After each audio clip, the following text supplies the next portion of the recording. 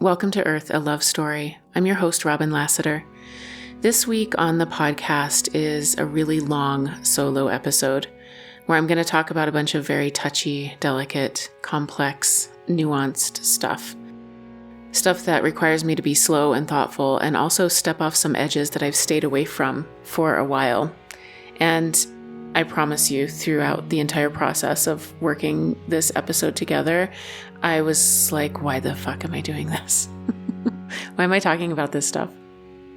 But it wouldn't go away. And every time I tried to put it down, someone would randomly send me a message telling me that they had been thinking about this exact subject and giving me these beautiful insights that I could add in.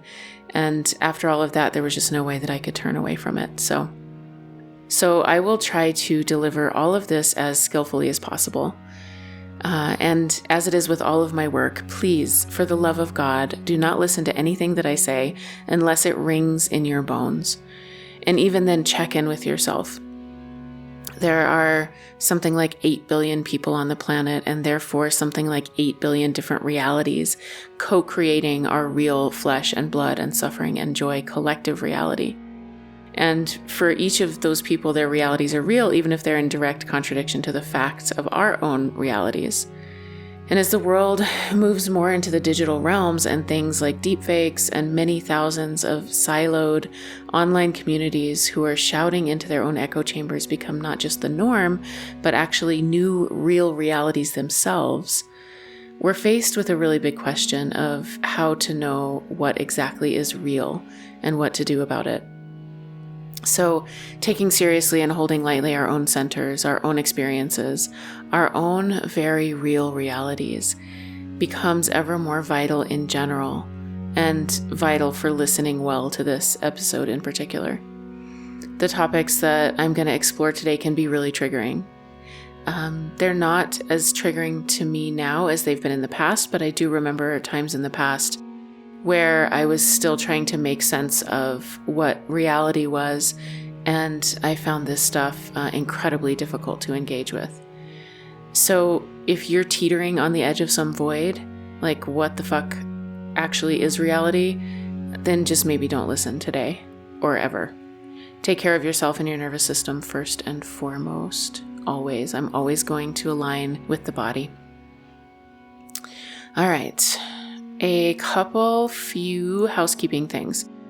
So there's this really serious topic happening, but I also have other topics percolating. The second episode of Sex, Love, and Other Drugs is longing to be spoken into the world. And that's going to be pretty fun, I think, because I'm going to take everything I said in that episode and soften it and flip it and decondition my own judgment of myself and my soft, gooey center and decide to see it all as a superpower instead of a liability. So stay tuned. Also, I have episodes coming to the surface about money and manifestation and what the fuck all that's about, along with why I think the goddess is an essential part of the UFO UAP conversation and more.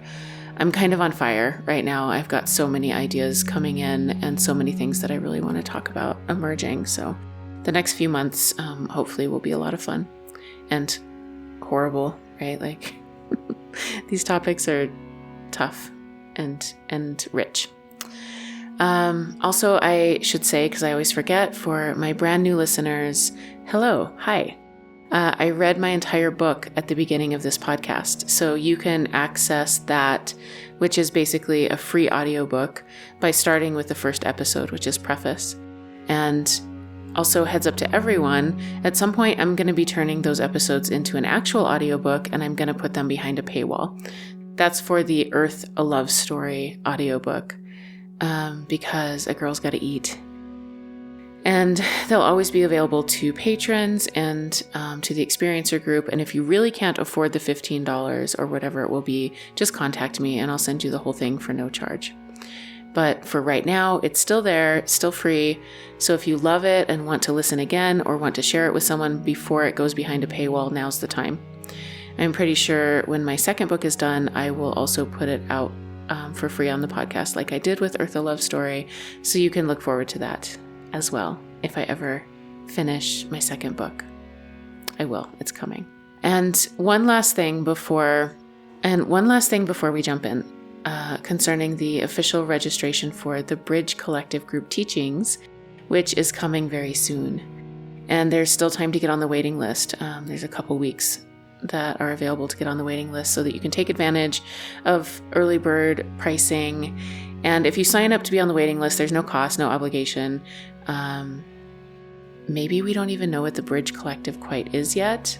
I hear you. I'll have all the details and dates and such things clearly expressed by the time I ask you to sign up and put your money down. And that way you can make sure it's what you want to focus on and learn, and also that it works with your schedule and all that good stuff. So again, juicy details coming soon, but if it calls to you at all, get on the waiting list if you're interested, so that I can send all of that to you along with the discount code for the course.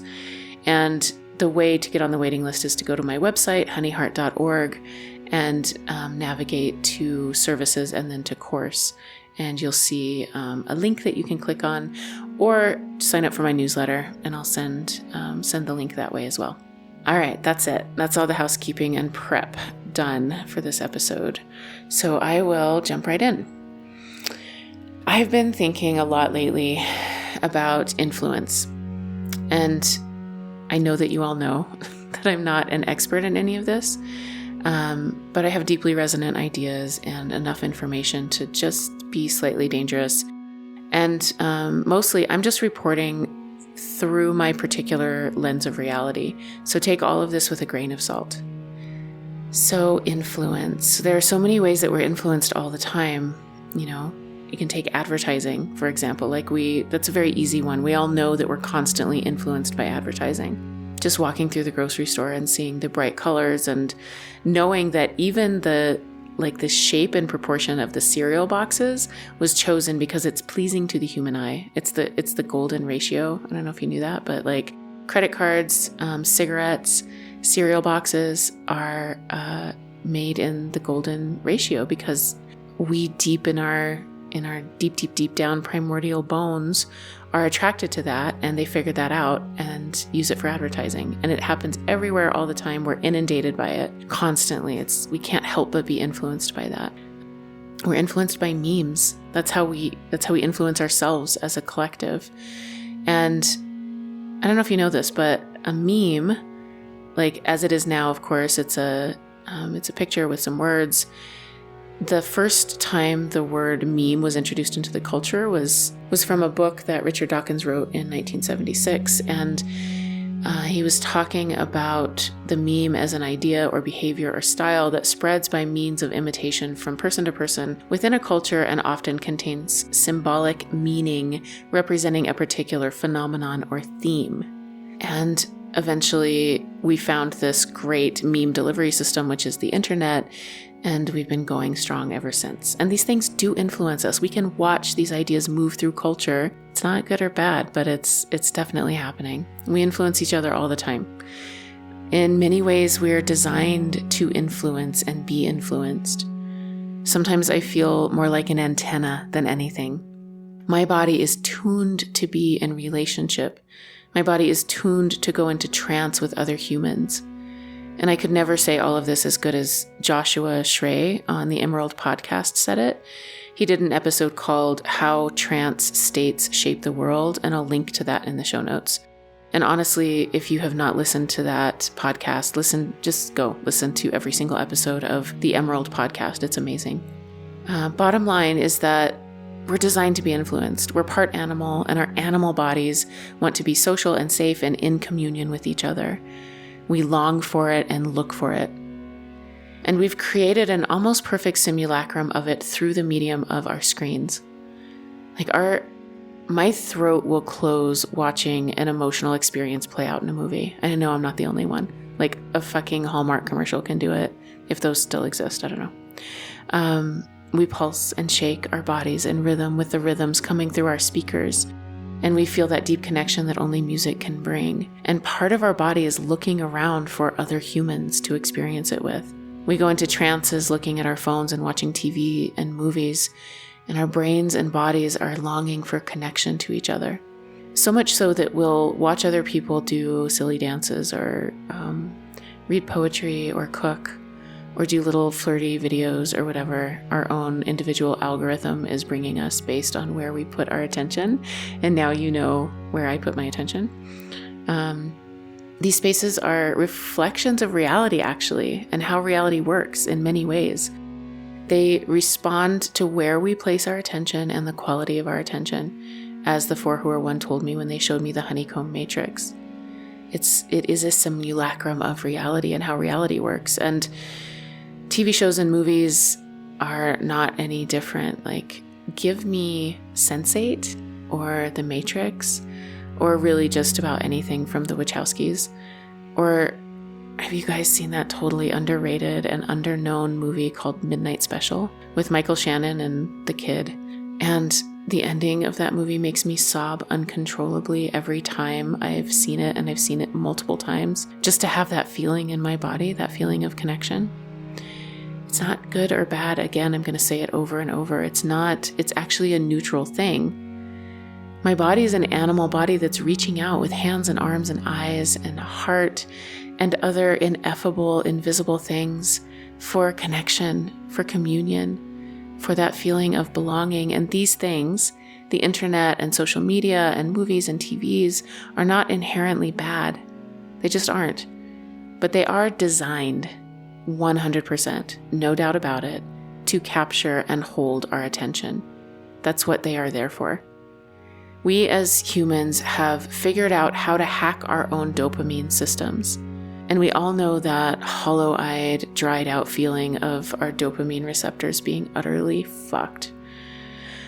And so then new memes begin to move through the culture in response to our realizing that we're fucked. And then what's happening now, and has been for the past few years, is that we try to hack our way back to life. So we all start taking cold showers and fasting and being outside early in the morning to get sun on our faces. And we're trying to find ways to restore some of that feeling of being alive and happy. And none of those things are bad either, but they're also influencing us. You know, I went through a big phase of like trying to hack my nervous system, trying to hack my dopamine system back into working. And it didn't work because I was ignoring the core emotional body and the need for real connection. So go take a cold shower, great. Yes, it does have a major impact. But then if I just sat on my phone for the rest of the fucking day, it didn't really do much, you know? So all these things are influencing us, and it's just literally who we are. And the question is like, what do we do about it? And I'm going to answer that question. And I think it has something to do with evolution through joy. But I will come back to that later because I have an annoyingly long list of other things to talk about. For example, this is where it gets even like trickier and darker and why I don't want to talk about any of this at all. But here we are. I cannot talk about influence without talking about conspiracy theory. I know. I'm nervous too. Don't worry. We're going to get through this together. I'm going to land it really softly. So hang in there. So the reason that I'm even able to approach these ideas that are so difficult for me right now and difficult to talk about and require so much nuance is that the particular like UAP, UFO experiencer crowd that I found myself in when I discovered that all of this stuff existed in 2019, I feel like I just accidentally stumbled into kind of the highest conversation that was being had in this area, that was taking this really broad picture into account, and that required a holding of paradox and encouraged us to not collapse the narrative into either or certainties. And having that foundation, having that understanding and like being able to start to do that, to hold paradox and not collapse the narrative, helped me to re-engage with the things that I had just shoved away, that I was kind of terrified of and allergic to from, like the mid 2000s, which was basically Facebook spirituality, love and light, new age, spiritual bypassing, that kind of thing. So you've heard me talk about this before. I'm sorry, I'm going to talk about it forever. I'm still deconditioning from it. Less these days, but it's still a thing. So I was able to re-engage with these ideas that for my own sanity, I had to shove aside. But now I could approach them in a more mature and discerning way and rely on my own experiences. And I understood that if I was going to collapse the narrative, it was because I'm choosing to collapse the narrative. And I also understood that it didn't make it any more or less real than anyone else's narrative or reality. Why do I think that there are like 8-something billion realities simultaneously playing out on the planet? Because some people hate cilantro and some don't. And some people think Sense8 was the best TV series ever written, and other people think it's heretical filth. And they're wrong, of course, but you get it. I could go on. Reality is definitely real. Like, I'm pretty sure there's a there, and that there is cilantro and Sense8. Those are completely neutral things. They're a pure reality, and we put our own ideas and labels and descriptions and categories on top of those things. And there are lots of spiritual lineages that talk about this. And in fact, like, fucking, that's what Spacebook for Spirituality was trying to say to me all those years ago. It excluded the body and the nervous system and the inner child and suffering, and refused to have any part of the conversation talk about the injustice and wars and genocides and other horrific things that are definitely happening. It just tried to simplify it into think happy thoughts and good things will happen to you. And if they don't, it's because you're fearful or negative or not thinking happy enough thoughts. But now I can come back to these ideas of reality and spirituality with the grounded in my body perspective. I can hold paradox. I can choose for myself how to see something. And I know that if I try to blow past my own grief or rage or fear or whatever, it simply isn't effective. I am having an experience of engaging with these things in a new way. And that includes conspiracy theory. Jesus, it's very edgy for me to talk about this. It just requires so much nuance and care. I'm doing my best. So you guys remember Y2K, right? Remember that? We thought the world was going to end. Like, we really did. There was a bunch of us who really did. I did. That was happening in my running and numbing phase of life. And I was living in Seattle, deeply suffering and unskillfully working my way through the world, smoking, drinking a lot, hiding. I think I was actually in the stairwell of my building in Seattle, where my poor little hermit projector self, that's a human design reference there, was sharing a studio apartment with this woman that I was in love with, who did not reciprocate.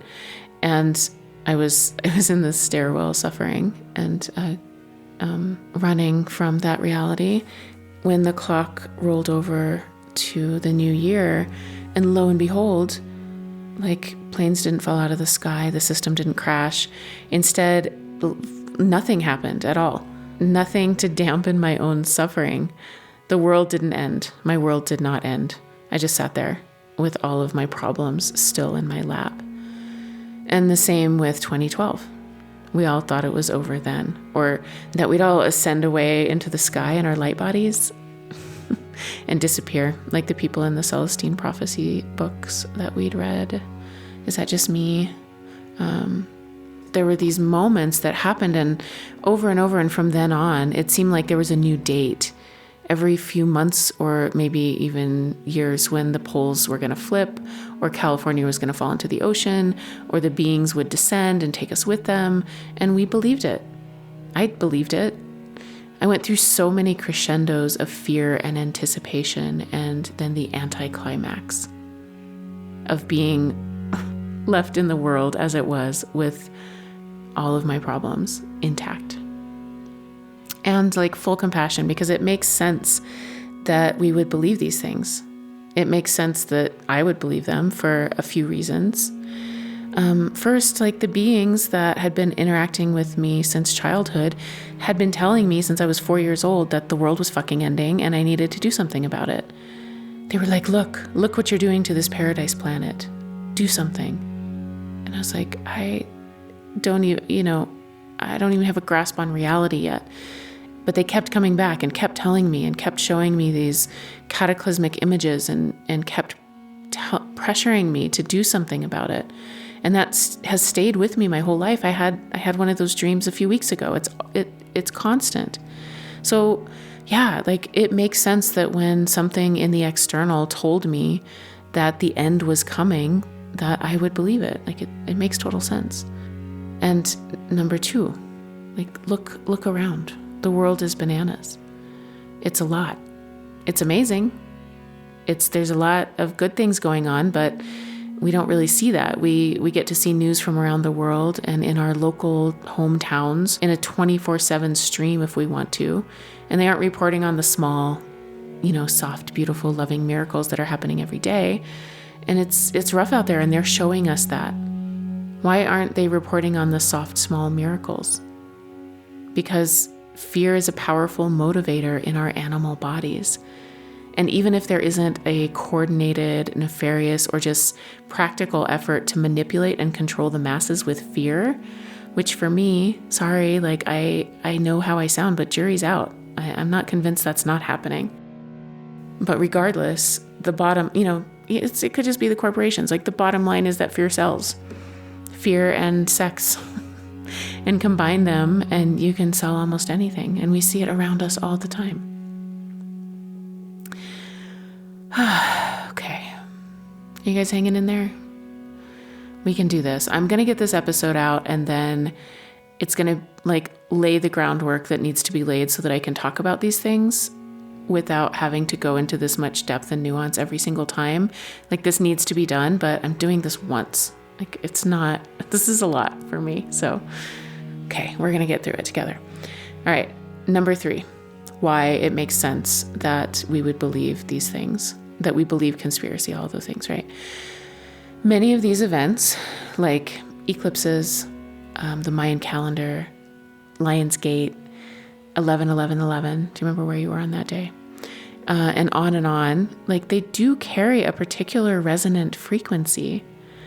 Even if it's something that was created by us from the mimetic world, we brought it to life. We give it juice and power because so many of us point our attention at it. And the natural events like eclipses, they do have a very real effect, their own powerful natural frequencies. And so we know in our bones and also in our own deep, subtle bodies that something is going on here. And if we're collectively running on fear, we might perceive it that the end is nigh, right? And again, maybe it fucking is. I don't know.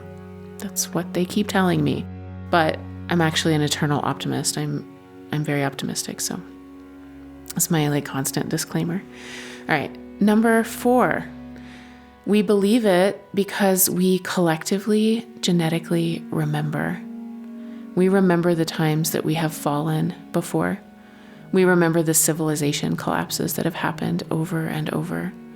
We remember them through the mechanism of our physical bodies, creating new physical bodies and passing those memories through those physical bodies. And we also remember them through our long selves, our soul selves, the selves that have been here before. Perdita Finn talked about that in our episode. I'll link that in the show notes as well if I remember. If you haven't listened, it's brilliant. So check that out. She talks about this. Bottom line, we believe it because we remember. We remember the Great Fall, capital G, capital F, like the Great Fall. And those lines from Yeats' poem, The Second Coming, float into our brains and we don't even know why. Turning and turning in the widening gyre, the falcon cannot hear the falconer. Things fall apart. The center cannot hold. Mere anarchy is loosed upon the world. The blood-dimmed tide is loosed, and everywhere the ceremony of innocence is drowned. The best lack all conviction, while the worst are full of passionate intensity. Surely some revelation is at hand. Surely the second coming is at hand. The second coming, hardly are those words out when a vast image out of spiritus mundi troubles my sight. Somewhere in the sands of the desert, a shape with lion body and the head of a man, a gaze blank and pitiless as the sun, is moving its slow thighs, while all about it real shadows of the indignant desert birds. The darkness drops again, but now I know. that 20 centuries of stony sleep were vexed to nightmare by a rocking cradle.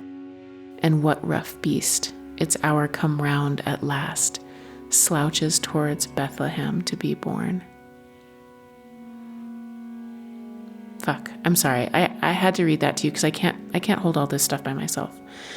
And tell me that you don't shiver when you hear that. And tell me you don't understand why millions of people think Armageddon is upon us. Okay, but stay with me, my friends. Remember my eternal optimism that I will not leave us in the dark, watching the rough beast slouching. So I remember the Great Fall because of what that poem represents, deeply embedded in our collective psyches. And I also remember because of another Great Fall that happened. I remember because of Atlantis and Lemuria. I have close friends who have memories of Atlantis, regular dreams of Atlantis, and I have my own memories and dreams of Lemuria. And I remember that cataclysm that came and split the world, the very fabric of reality riven by some technology that shouldn't have been turned on, much less deployed. I remember that shock to my soul as a billion heartbeats fell silent. It's what brought me here. It's what brought me back to the planet at this time of great danger and great opportunity to try to do something useful. That's the story that I tell myself anyway, based on my own experiences, and it's a good and functional one. It's as true as cilantro being good or bad, right? It's a functional story that works for me. And finally, 5.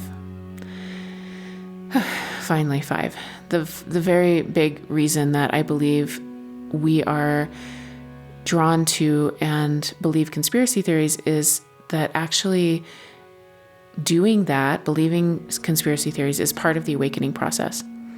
When we discover that reality isn't what we thought it was because Congress is saying UAPs are real and that we have crash retrievals in bodies, or when we find out the things that our very own government have done to its very own people, or when we have a life-altering mystical experience with zero integration, with no grounding and no culture except for Facebook and Instagram love and light spirituality to help us make sense of these things in a grounded way, we can very easily spin right off. And no shade, love and light people, I'm calling out the systems, not the humans. So part of awakening to the idea that reality is not what we thought it was is that we go through a deconditioning process from the overculture of the world. And I know also from personal experience that that is a very weird and dangerous time.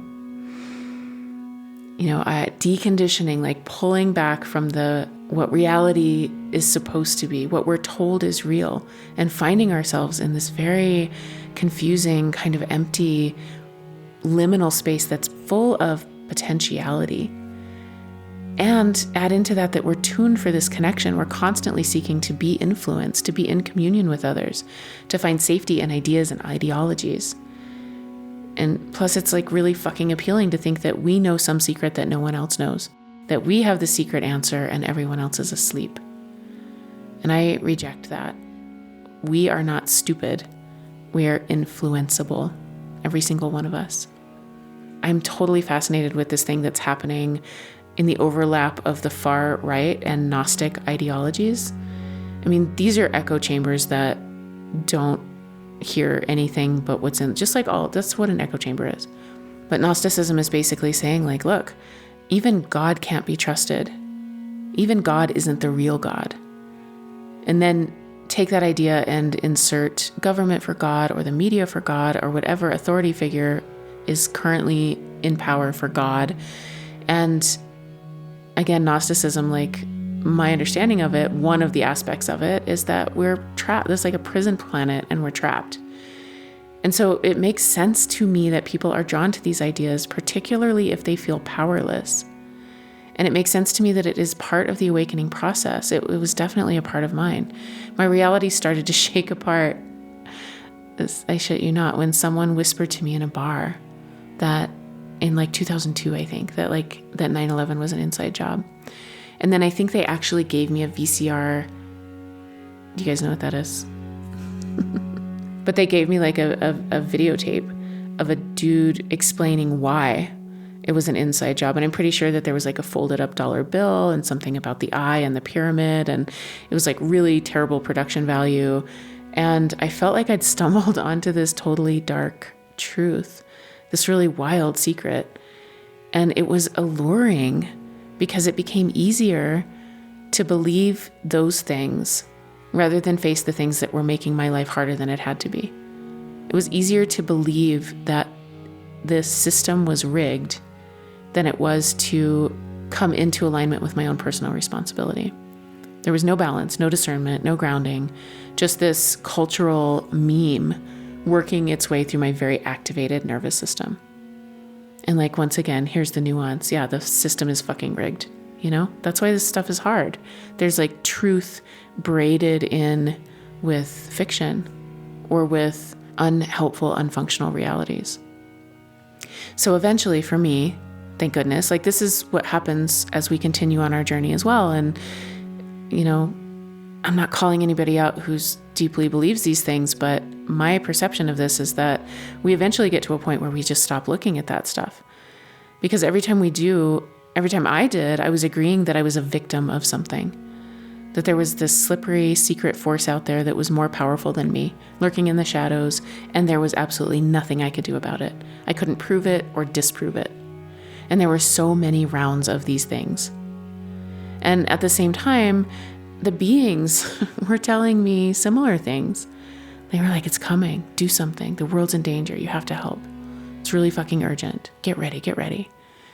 And it just is crazy making. It makes you crazy. It can really fuck with your head. And some things I could know the capital T truth about, certainly, but there was a lot that I never would. And I had to decide what I was going to do with that, who I was going to be, and like what I could affect. What was my sphere of influence? What do I want to be influenced by so that I'm more helpful rather than harmful or a drain or just running myself in exhausted circles with this shit. So again, I'm not saying that some conspiracies aren't real. They don't exist. They do. There's some things that sound totally like a conspiracy, but are absolutely provable. And my plan for this podcast was that I was going to list a whole bunch of those. But I was like, why do that to our nervous systems? No, thank you. I mean, there are rabbit holes beyond rabbit holes if you look into this stuff, and we've all done it. And if you haven't and you want to look, like, just proceed with incredible caution, especially with today's internet, which is crazy by a factor of at least like 100 compared to the 2001 internet. All of this to say that this is an invitation to look at the folks who are currently going through the conspiracy part of the awakening process. The people, for example, that deeply believed that the world was going to end and planes would fall out of the sky on April 8th, just fucking last week. We can look at them with compassion because it's confusing. Reality is both real and not real. And we've been there ourselves. And it's not true that something is coming. Like, cataclysm is real and possible every day. I mean, look at what could potentially unfold in the United States.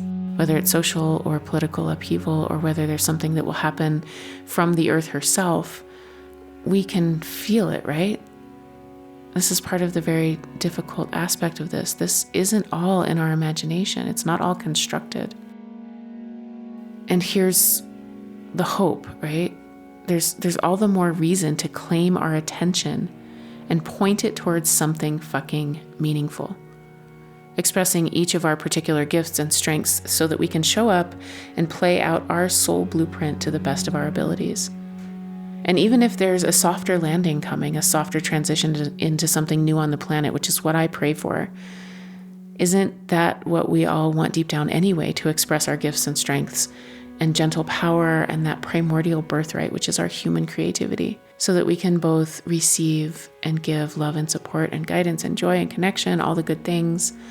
That's what we want anyway. Okay. We're getting close. I also want to talk about a couple of the less overt, less obvious forms of influence. Again, like advertising or like the very real disinformation campaigns that still affect experiencers to this day because of social stigma that was engineered. This is not a conspiracy. And there are even darker ideas about subtly keeping control of a huge population by giving us the perception of freedom and choice while actually deftly manipulating us to think that those choices were our ideas in the first place. If you have a very discerning mind and can pay less attention to the moon stuff, because I don't fucking know if that's real. I don't know. I don't know how to know. I guess I could go do the research. If you want to go do the research. Let me know what you find out. But if you can pay less attention to that stuff and more attention to Ingo Swann's treatment of these more subtle controls by both deep government agencies and ETs, by the way, read the book Penetration. Or watch my hands down favorite Star Wars series ever, Andor.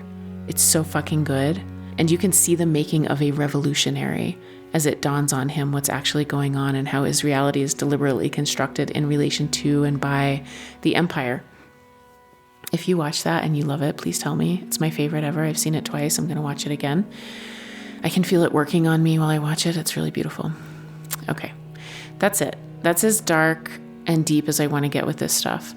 Because whether it's literally all true or not, or somewhere in between, the remedy is the same. And the remedy is a spiritual one. It's a remedy of consciousness, of knowing and exploring who we are so deeply that we ultimately see that we are all actually one thing. That when one person suffers, we all suffer. That no one is free until everyone is free. And that includes any beings that are consciously trying to exert influence in a negative, manipulated way for their own gain. And can you imagine anyway what that does to a person's karma? We've all manipulated one another in some way for our own gain. So it's less a matter of like good and bad, right and wrong, good and evil, and more a degree of levels of consciousness and unconsciousness. Levels of believing that we are separate and that this is actually a zero-sum game. It's not a zero-sum game. It's a non-zero-sum game. That's what the Four Who Are One told me as well. And I don't talk about that much because it's just one more aspect that I have to try to figure out and put into words, but that's what they're talking about. Like, life is not a zero-sum game, it's a non-zero-sum game. We're just, bottom line, we're really looking at ourselves. All of this that we're seeing in the external world, we're looking at ourselves. And so finding an external enemy, which is a phrase that I got from Jessa Reed, who talks about all of this same kind of stuff really brilliantly. Like, if you don't know her and you like people who say fuck a lot and are pretty funny and talk about this stuff, she's great. Her podcast Soberish is really good. But yeah, when we decide to start looking for an external enemy to blame everything on, we become very disempowered. And also sometimes there's an external enemy. Like, victimization happens, you know, this takes so much nuance, so much paradox, so much space holding, so much being able to find ground in the liminality. But I believe in us, like, we can do this. I know the people that listen to this podcast, like, you guys blow my fucking mind on the regular. You're so smart and so wise, and you tell me these things, and I'm just so informed all the time. So I know that I'm talking to people who understand what the fuck I'm talking about and who have the ability to hold that nuance and complexity and all of that. And I'm so grateful. Okay, so the remedy, this remedy that I believe exists, this consciousness remedy, this spiritual remedy, includes wildly radical personal responsibility, wildly radical compassion. It includes clawing our attention and minds and bodies and nervous systems back from the screens that have been perfectly designed to capture our attention. It's about seeing multiple perspectives, including the fact that technology is actually neutral. And what we make of that will determine our future. And this is more true than ever, considering the emergence of AI. Like, don't even get me started there. It also includes remembering who we are as a species and that we are extraordinarily powerful. Our humanness does not have to be our liability. We can develop ourselves into mature, safe, loving, kind, discerning, wise beings and decide to point our wildly powerful attention at the things that we want to see grow in the world, the things that we want to see grow in the world. We can each of us claim our humanity. We can carefully attune to our own experiences as we deconstruct from the overculture's view of the world. And we might find, like many of us have, that we can really and truly see through time, that we can fly out of our bodies, that we can dream travel to war-torn areas and actually help people. How many people have that experience? I can feel you all raising your hands. We can visit our past and future selves and offer support and wisdom and encouragement. Or we can simply smile, simply care about each other, simply know and believe that that does have an impact. We can remember that the most powerful thing that we do, no matter what, exists beneath the umbrella of loving compassion in action. And I think that in order to do this, in order to implement this remedy, it requires being really mindful of what we expose ourselves to. Is it actually helpful to explore these rabbit holes? Or is it more helpful to get up and go do the dishes and go for a walk? Center the body, center the physical self, center the nervous system, the inner child. Resource ourselves so that we can be effective helpers for our close circle that we can influence. Choose what we want to influence us. And it's hard. I'm addicted to my fucking phone. It's getting better, a lot better, but it's hard. And for me, all of this is a journey of finding balance and ultimately leaning into my own lived experience in my body rather than whatever disturbing thing I could ingest from the multiplicity of realities and perspectives that are available to us at all times. While we're taking in those multiple realities and perspectives and we're getting ads for things that we only thought about, never said out loud, we are giving away our mindfulness. We're giving away our attention. So let's take it back. Where are we going to point our very valuable, very powerful attention? How are we literally spending the currency that is our attention? And I'm not talking about being naive to what's going on in the world at all. I'm deeply familiar with the gateways of grief that are calling us right now. From all over the planet, all over the world, from every fucking suffering person on this planet. And still, I promise you, I'm fucking hopeful. I believe in us. All right. One more, I'm going to share one more thing and then I'm going to wrap this up. So I wrote about trance and influence a couple years back when I was just beginning to explore this stuff, and I want to leave you with what I wrote. I have been thinking lately about what it means to be entranced, to be hypnotized, to be enchanted. I've been thinking about how for most of our long history as humans on this planet, the state of trance was sacred. Trance was entered into consciously, on purpose, likely with equal parts fear and desire, trepidation and hunger, because we knew the power it held. We entered into trance in community, with a wise woman or a shaman or with our peers, the men and the women, or with the entire village. We entered into trance with dance or drumming or plants or hunting or weaving or humming. We knew the drums or the dance or the hunt could drive us into a frenzy or deep into the underworld. We approached the mystery and it was dangerous, wild, mystical, alive. And we are entranced now too. We are entranced with Instagram and Netflix and advertisements and podcasts and shows and our phones. We are entranced by memes and ideas, thought forms, the egregores that we accidentally created, accidentally worshiping hollow gods. What to do? Our brains are wired for trance. Our brains are exhausted from being in a constant state of tracking, scanning, analyzing, sniffing for danger, looking for a tiger that never comes. There is no tiger. And also we can feel that something isn't right. We feel the planet burning, we feel war and injustice and children suffering, and we feel, even if we can't name it, that we're supposed to be deeply connected to it all. But how? How can we bear it? So of course we entrance ourselves. Of course we find an ideology or a show or a podcast or a screen to turn our attention to. We don't know what else to do. We need trance. We long for it. We evolved to feel the day that the seasons change and to smell on the wind a bear on the ridge. We evolved to experience the forest and the ocean and the mountains and each other as wild, ecstatic, overwhelming mysteries. We needed to know where we were in relation to it all. Our bodies are thirsty to attune. Where to turn when the world around us is only dead materialism, reductionist, dry, hollow consumerism. Where can we quench our thirst? I recently experienced being in a circle of women. We were chanting and dancing, drumming and sobbing, laughing and touching. I found myself enchanted, entranced.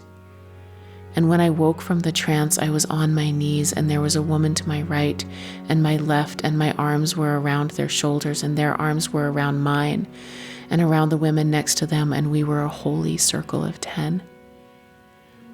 On my knees in this circle, the wild cries and dances now complete, it was still, quiet.